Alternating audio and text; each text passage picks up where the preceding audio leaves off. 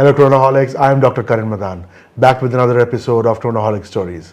It is our duty as a leader of the watch collecting community in India to bring you terrific collector stories from across the country.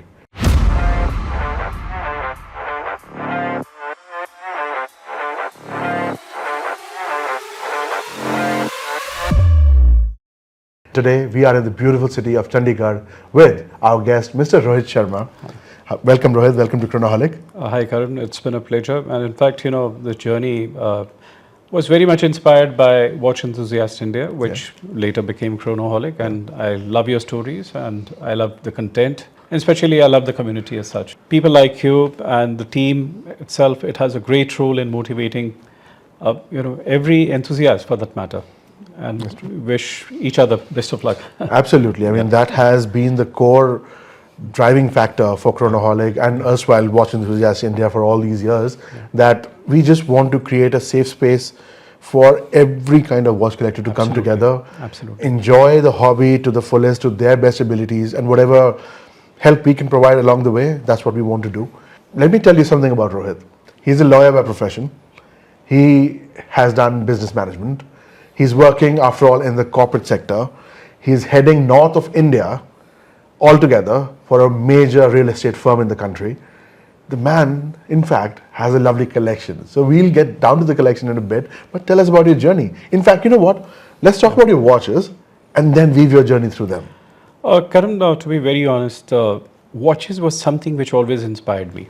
I was probably 12 or 13 years old, and my father got a Citizen watch for himself, and probably he had one other Citizen which had a mash dial. Somebody got that watch from UK as such. So I was so fascinated, one Citizen on one hand and the other one on the other hand, and I used to go to school, and my class teacher used to reprimand, कि एक घड़ी कम नहीं है कि आप दो बांध के आ गए. So I remember when I saw those two watches. I'm hiding my watches under my sleeves right now. So when I actually saw those two watches, it inspires. As a kid, we have to be fascinated by something, and I believe watch collecting as a collector, or probably as a watch lover, you have so many memories to share. Absolutely. It's a beautiful journey so far as such. Wonderful. So, but do you, just going back to those Citizen watches, do you still have them around, or are they lost to the ravages of time? I remember, both those watches, somehow I've not been able to, because, my father was working in the government sector, so we had to be transferred from one location to another. So surprisingly, I remember the shape, the form factor, everything about those watches. One was a Citizen with alarm and a world timer. I'm talking about 1988, 89. Another was a, very similar to what I have. It was a small rectangular with a mash dial Citizen. Nice. I remember them, but somehow I still remember them. Does that love for rectangular dials also translate to the Rimo Weil that we have? In fact, that's the Rado that we have on the table. I mean, this was your first watch? This is my first Swiss watch, I would call. This is 2001 I'm talking about. I was preparing for my civil services, and my father gifted it to me. And my first Swiss watch, which was an inheritance, I loved wearing this, Sure. And I wore it for a long time, and I've still preserved it. So this is almost 24 years old, 25 years old now. Fantastic. I can see you get your batteries changed pretty regularly. It's been well worn. So probably my entry into this so-called watch collection world was 2001, and then, when I entered the profession and all, when I got married. So the journey has continued ever since as such. And then came the Bucherer? Yeah, the Bucherer has, I got this watch in 2006. For 5 years you wore the Rado then? 3 or 4 years I wore the Rado. Sure. Bucherer was my second Swiss watch. And I remember walking into the store, and one of the stores was winding up this brand at that time, although Bucherer. Now also, again, it re-entered the market and went away. That's right. And they were, having some kind of a friends and family, kind of a event. So where I picked this watch, and my sister picked one. So this became a very special watch also. This was the watch which I perhaps, wore for at least 3 to 4 years. two rectangular watches. I mean, Yeah, did initially to start my journey with, yeah. Very interesting. And when I look back at the watches, Yeah. then I realize, how the shapes have evolved. The watch shapes have evolved, the True. sizes have evolved. True. And again, we are going to the same world. Initially you have to have smaller watches, then bigger watches. Then people are again talking about smaller, watches. It's cyclical, right? I mean, it goes to a big watch Yeah, and then yeah. trend comes back to a smaller watch. So another watch which I remember wearing for a long time, and this was a daily beater for me, was this Remo Wheel Sport 8550. Right. And I picked this watch, one fine day I walked in the store and it was somewhere in the corner as such, and I got a good deal on this. Okay. And this watch perhaps I wore for a period of at least 4 to 5 years, wearing it daily. And this is big for my size, but I exactly. somehow like this watch. Really admire this watch, and you must have seen, a lot of scarring of the watch. It's well used, definitely. Yeah. It shows that I've actually was in love with this watch. Yeah, certainly. And then this actually kind of also sets the trend of your journey as a watch collector. You're not averse to big sized watches. Yeah, I'm not averse. Thankfully, you also have a good wrist to carry them off. But this was the start of your journey, more or less, because this became your daily for a long time. Yeah, daily for a long time. Yeah. I'm seeing the brand for a period of I'm talking about period of last 20 years. Price point also, the people who are actually starting their journey. There's a beautiful brand. Definitely. A very good. Especially, I love this watch. And very so much to love there. I mean, seriously, what a watch brand, what a watch. Then what happened? I mean, I think there was a tectonic shift in your thinking. Then you actually started going for the serious watches, right? Initially, you never distinguish whether you want a quartz watch or an automatic watch. Yeah. Watches are watches, but as you kind of gain knowledge, trying to understand the world of watches as such, and whatever you had, you didn't have internet explosion in India, so whatever you could get on the internet or hear stories from the people as such. So I picked this Seiko 5, which is lying in front of you. Seiko 5 was kind of, I'm not very sure how, but in India they came out with this watch perhaps I'm talking about 2009 or 10. Right. And this is the automatic watch. Yeah. I picked one for my brother and one for myself. Okay. And both blue? That was black. That was black. That was with black. The gilt accents, that's the one, right? Yeah. Very nice. So I believe, I picked this watch and I wore it for a long time. And I like the exhibition case, which it had. Yeah. And loved the movement as such. Yeah. And I remember picking up this watch for about 10,000 odd. Back in the day. And these models are so high in demand that now they're a little tough to find. Oh. Yeah, and hardcore Seiko collectors still ask me about this watch. Wow. That was your first automatic. I don't remember, but I believe so. This was my first thing. Another watch, I wanted something dressy for myself. So I had one Edox. This is my second Edox, which I had. Okay. This has a chrono retro. The retrograde quartz chronograph thing that's going on there. Yeah. So this was some kind of a limited edition launched at that time. This was another watch. It looked very nice. Something very dressy. Right. Went on my formal dressing and all. So I also wore it at times, but not a regular wearer of this watch. But this also was something in my armory at that point of time. So that basically was your formative years, or when you were discovering your choices. But there was a gap in the middle when you actually. I settled down, and then at times when you're in this watch collecting journey, there are gadgets and there are electronic watches. When you want to wear a gadget watch, which shows how many calories you've burned, how much you have walked as such. It's a part and parcel of life. Absolutely. A few years, I went into that kind of a mold, and at times you see what's the relevance of collecting watches, they just show time. But honestly seeing, when you rediscover this journey, you remember that watch collecting is not just about showing time, it's about how you have built yourself over a period of time. Yeah. That's more important. How your watches have been associated at different points of time. Absolutely. How somebody gave you that watch. My dad's giving me that watch, and then I'm buying a watch with my own salary. The first watch, the Booker, which I bought.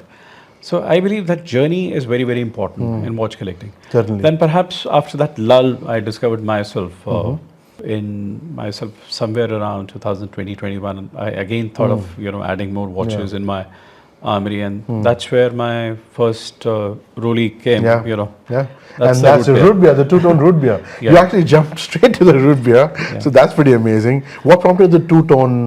You're not averse to a gold tone or a two-tone. I can see that. Before that, I picked up a Victorinox also in between. You know, The which was Maverick also two-tone. two. Yeah. But that was slightly bigger. So I wanted a watch, you know, which had some presence in a way. So I thought, why not go with something which is sporty watch, Yeah. which has.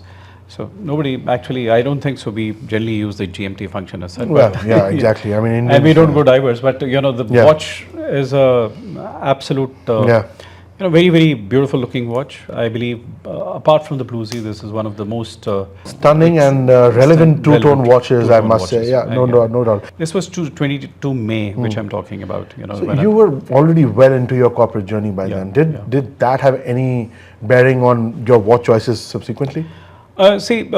Initially, you know, when you're starting young as a professional as such, you know, you don't have the kind of luxury of spending too much on your watches. Certainly, you know, evidently you're collecting slowly and gradually, nurturing or developing yourself. That's right. Buying or aspiring to get your next watch. And honestly, Karan, you know, we at times mix that, you know, only money can buy you good watches. It's not that, you know, it's about how, you know, it's also your journey, how you're graduating forward. Absolutely. How you're moving forward in life and how you're trying to kind of aspiring for something different. In your life journeys, you aim for certain things. Yeah. And, you know, you're working towards it. So I believe watch journey is also about, you know, working towards your goal. Absolutely. Aspiring to become a, you know, a better watch collector. Certainly. And yes, with your overall professional and personal growth, you also end up spending as you grow in life. So I believe this was the starting point for me as such. And then I realized that, you know, the journey is not just about two-tone watches, it's also about steel, you know, Rolex. And then, of course, the big hitters came in. Yeah. You have the Panda Daytona there. You have the Starbucks. Yeah. Beautiful watches, no doubt. Yeah. And in fact, I also got a date just in between, which was a mint green date just, 41. Nice. And Panda was something I had to get this watch. You know, generally I wear it, not wear it that often, but you know, 116500 LN. It was basically phasing out. You know, it came out with the new model 1265 in 2023. That's right. Somehow, you know, I was able to get this watch. And, lovely. And it's a beautiful watch. And after some time, I got that, you know, I wanted something which is a daily beater. And so something which stands out. And you can wear this watch anywhere. So both these watches, I got them in 2000, I believe, 23. Beautiful watches. I recently wore that watch to Singapore as well. You know, where I was traveling. Lovely. Great watch to have as a daily companion. Yeah, absolutely. Right? It's a tank watch. You know, you can wear it any day, every day, for that matter. The watch journey is not just about collecting, but also wearing them. And if you're not doing justice to your watches, you know, honestly, if you're not wearing them, then it's not worth having watches. Correct. I agree. It's not just for the, you know, and many people off late, it's important, for me, I don't want to lose money on my watches, but watches are not just investment. There are something which are to be nurtured, cherished, and enjoyed. You know, when you are carrying on this journey. As absolutely, such. I totally agree. I mean, I wish more people understood these things. Absolutely. I don't think watch collecting was ever meant to be a money-making thing proposition. At all. Absolutely. So basically, I would say this journey, I never thought about, you know, that you know, I have to sell my watches. Honestly, barring a few watches which I were not wearing, I believe that, you know, watch collecting itself is a journey of life. Absolutely. You know, it's how you're progressing in life. And there are certain things which are so instrumental in shaping up your professional journey or your personal journey as such. Right. So you want to keep them. You know, you wear watches and you pass it on to the next generation. Certainly. So. Because you said passing down to the next generation, there's a beautiful Omega Speedmaster 57 right here. That your mother gifted you. Yeah. In fact, you know, I had a Speedy, the black dial, the original watch on the moon. So I saw this beautiful watch and I told my mom I'm going to buy this watch and something. And my mom said, let me buy this. This is, you know, recently before my 50th birthday. My mother, then she gifted me this watch. Wow. It's a beautiful watch. It also comes with a brown strap. And I believe the strap wears even better than the bracelet. Yeah, I agree. So, although they've done a great justice to the Speedmaster 57 aesthetic with the flat link bracelet, especially with the new movement as well. But yeah, the brown strap kind of sets this, that that 4 patina dial totally absolutely. off. Yeah, I And agree. even the case back, it's beautiful. Oh yeah, look at that. To die for. What a case back, man. Yeah. Seriously. This is another watch, which I like. It, is very very good. It's understated. Yeah. And generally, some pieces get more, I would say, attention, but this is also a very, very beautiful watch. And again, like you said, this is a part of your Omega collection. Yeah. What else do you have in your Omegas? I have a Equaterra. I have Equaterra, the Rail Master. Nice. The Rail Master. The new Rail Master. As well as the George Clooney. Ah, look at that. Great collection, great colors, great collection. And a there. Seamaster 300 with a graphite. Yeah. So the journey, in fact, continued with, I saw a very beautiful watch which I can talk about. Yeah. And generally nowadays you're glued to Instagram, and I saw this beautiful watch on Mark Wahlberg. He's a collector, and He's a one of these watches which I can share about. Please, absolutely, go for it. This is the Norcane Wild One Independence. Yeah. And I didn't have a skeleton watch, something of this kind.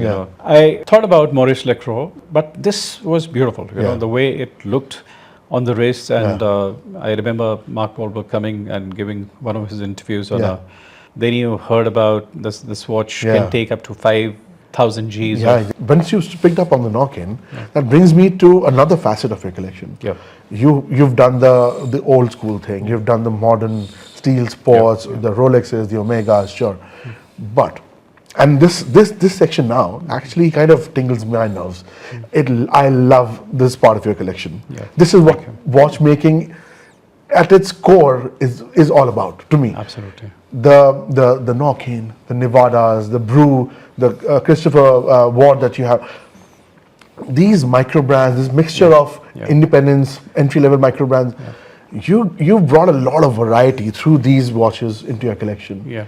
What prompts you to look away for a change from the mainstream stuff and look at these things? See, I've always believed it, in one fact that yes, there is a history to watches, but there is also some innovation. Certainly. And there was also some, the way Studio Underdog has, has been working on that, and certain micro brands which I believe that have shown a lot of conviction over a period of time.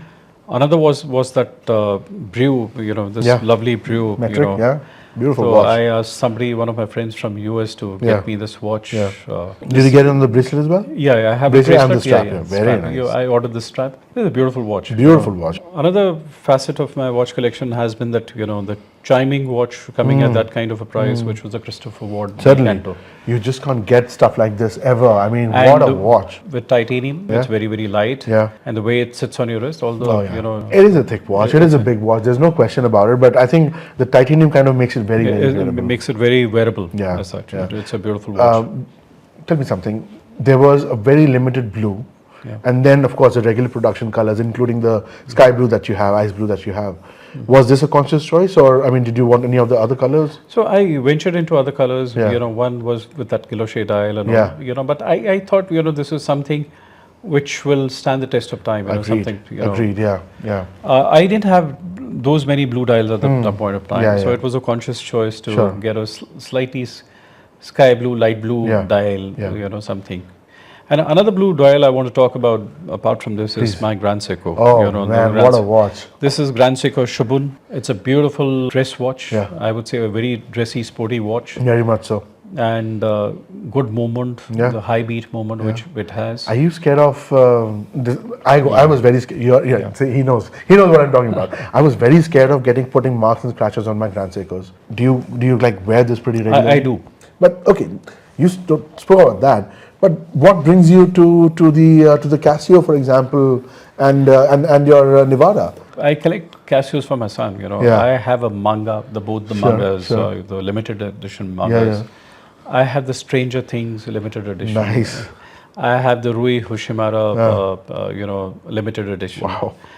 Something, and I believe the way Casio, after the Land Velo, honestly Yeah. speaking, I have no comparison of this watch. This looks so beautiful, Yeah, it it with does. the integrated bracelet It and all. does. True. With this kind of a dial, True. and came in 4 colors. So Yeah. white was something which stood out. Yeah. And, that was the point of time when Land Velo also came. So I thought, why not wear something which looks similar? Although Land Velo, Right. has a different, is a different. Are you looking for a Land Dweller, by the way? Maybe hope so. in near future. Let's see. Let's see. Hope it. I'm sure it'll comes in, happen. yeah. I'm sure it'll happen. But this yeah. is a beautiful watch. It The is, first yeah. Casio, the experimenting into this, coming into the mechanical watch world Sure, after their sure. journey in, Yeah. and they've done pretty well in the Certainly. especially Yeah. the G-Shock world is a different world Yeah, world yeah, in itself. yeah. It's a different ball game altogether. I'm very excited to see if they actually continue this trend. If they Yeah. bring out more automatic watches from Casio Edifice, that'll be something really interesting. In fact, the way G-Shock world, in fact, they came out with MTG, MRG, Yeah. and all yes. like, yes. And now you get them India. Just barely 3-4 years back, you had to really beg the company to bring one of these watches to India, but now they're readily available. Yeah, and you could get $7,000, $8,000 I know. G-Shocks, I know with exactly. special metal. Who would have thought that Casios would command that kind of money? But they're well worth the money, I must say. Absolutely. My son enjoys most of my Casios. I've Yeah. got plenty of Casios apart from these watches. Sure. Do you wear them as well? Yeah, I do. Yeah? I do. Nice. Casios, generally for my walks and the evenings, I take off my normal routine watch and I put on my Casio. Sure. And Nice. it's always handy to go for a run or a walk. Running is slightly, I would say I was exaggerating. Walking. Generally. Hey, we all have our limitations. Yeah, Limitation, sure. yeah. Age is catching up on us. Yeah. But what about the Nevada? It has a beautiful lapis lazuli stone dial. See, I love this. Somebody sent me a picture of this beautiful watch, and not something very similar, which she had the normal blue dial. Sure. I had a lapis lazuli which I was wearing for some time, and I Okay. really like the subtle colors on this and the integration of the bracelet. Oh yeah. And at this Yeah. price point and the quality Sure. of the watch as such. Sure. So and a smaller watch, at times. Yeah, it is a smaller watch, yeah. Okay, before we come down to the last watch on the table, and then we'll talk about other watches, there's a beautiful watch on your wrist right there. Yeah. Tell us about that. That's another in-demand hot Rolex, now discontinued by the brand, of course. As always, I have always believed that watch journey is a evolution in itself. You kind of chase your dreams, and at times you keep on working hard towards them. Sure. You get them. Sure, sure. So this celebration was no surprise, thanks to our AD. He thought that I was a worthy. And in fact, I believe this was the last celebration which they had in India with them. I wear this watch, whenever I think about celebrating good things in life, and it's very subtle and generally carries the so-called the OPs, the different colors of OP. And I believe there are 51 circles. I have not been able to count them, but something very unique, a piece unique in itself. And I love wearing this watch. I'm of the opinion, unless and until you try a watch on your wrist, and in case, you have that first-hand experience of how the watch looks on you. Absolutely. How it sits on your wrist as such, Sure. It's just not about buying a watch randomly. It's also about how the experience is. Absolutely. And carrying that watch, you will be able to. Yeah. In fact, at times you make mistakes. I ended up a few mistakes getting a 43 size, although it would have, I had a Breitling which I had to offload and another GP which I had to, in fact, this was for You just 44. could not bond with it, yeah? Yeah, bond with it somehow. I also have the Tudor 42. When I studied about this watch, I saw Kevin O'Leary. It's a numbered edition, carbon 25. I believe 2,500 watches. 2025. 2025 watches Correct. made worldwide. Yeah.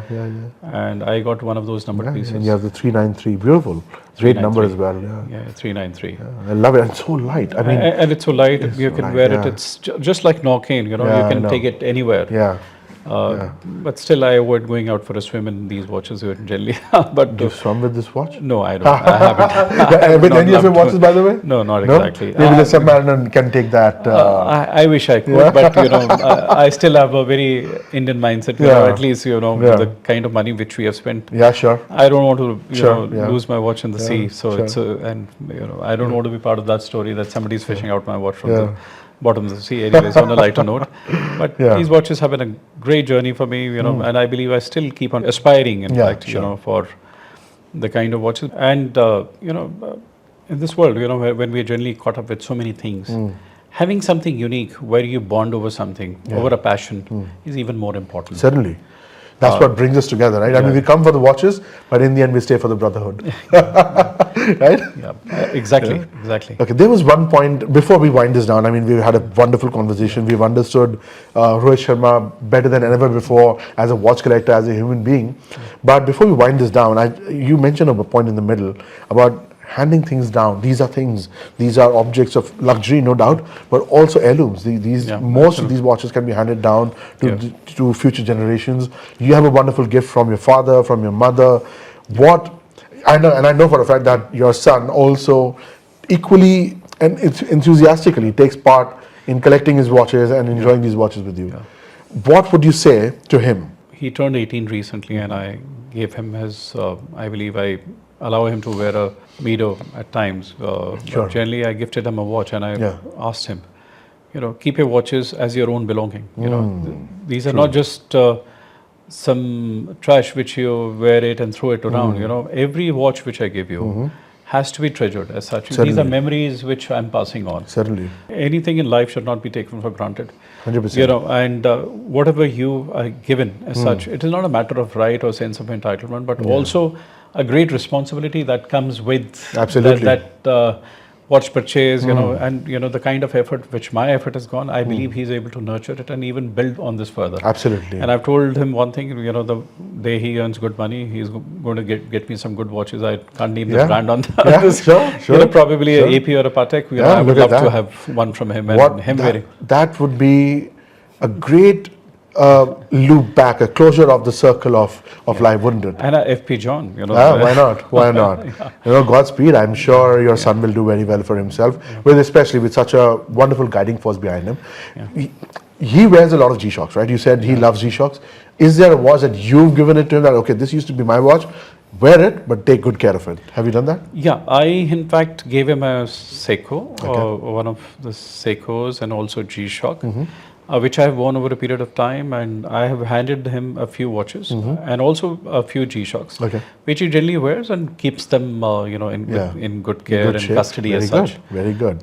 Some boxes for him also, so at least he knows how to keep watches. Absolutely, very important actually to teach the kids the right ways to kind of maintain. Is there a watch that you're targeting next? I mean, what's absolutely right next for you?